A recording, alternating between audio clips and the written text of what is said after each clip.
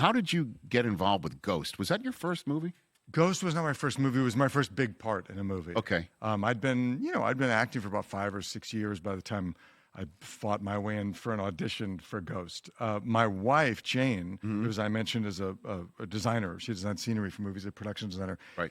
Her career, she's a few years older than me, so her career was already blowing up when I was still struggling as an actor. So she'd done a bunch of big movies, and she was the production designer on Ghost. And she kept coming home at night going, they haven't cast the bad guy in the movie. And I was like, Jen, I can't even get my agents to get me an audition. And she kind of kept on me. And I think she whispered in the ear of the director, like, my husband's an actor. And I finally got an audition. And then I got lucky, and it worked out. My husband make a great Carl. That's right. That's right. Yeah. So that was magic. Yeah. Normally you don't, I guess, go ahead and nominate a loved one for somebody for playing such a character like such an that. Evil character. Like, love I that can movie. see that in my husband. It is so iconic now. At the time, what was it feeling like to you at that? At the time, it felt to me like I was so grateful to have a job. Pretty much. And thrilled that I had such a great part. It felt while we were doing it that we were doing something that was super special. I remember when I read that script, I thought, God, this movie could be really commercial. But, at that time, you never, ever know if something's going to work. It had been a while since Patrick had a hit.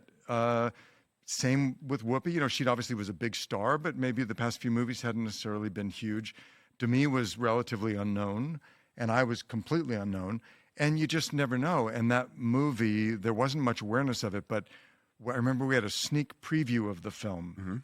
Where they do, and it was Days of Thunder was opening, and that was their big movie, Paramount's big movie. Right. And they piggybacked Ghost with Days of Thunder. So Days of Thunder was at 8 and Ghost was at 10, and they did sneak previews with audiences to give it up. Days of Thunder had okay attendance. The 10 o'clock showing of Ghost, for some reason, was packed. I don't know how. Wow. Audiences smelled it out, but from the first screenings of it, people wanted to see this movie. Kidding. Wow, that's cool. And I would tell people about it. They go, Ghost? What is that? I haven't heard anything about that. But audiences smelled it. That poster, that image of Patrick and Demi, there was like, this romantic image of them.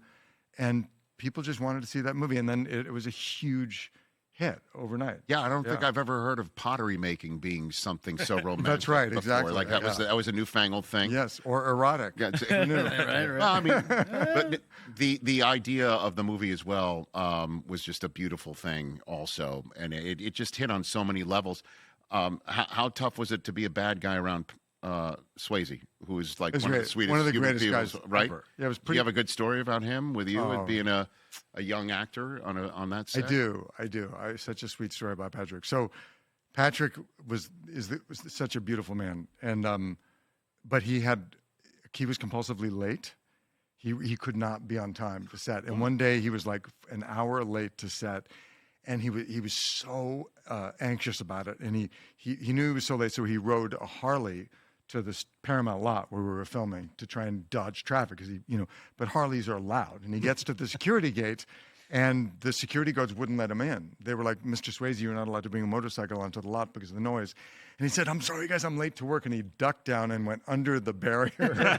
And they were chasing him down the lane at Paramount. And he got to his trailer and he ran inside and locked the door because he was embarrassed. And afterwards, we were sitting around talking, I remember Demi and I, and he saw the security guards come and he was telling us the story, and we thought it was hilarious. And he goes, excuse me one second. He goes, and he runs over to these two guys, and he apologizes to them. And he was like, I know, I'm so sorry I did that to you, and I know you guys are just trying to do your job. And they're like, oh, Mr. Swayze, it's fine. It was okay. We knew you had to get to work.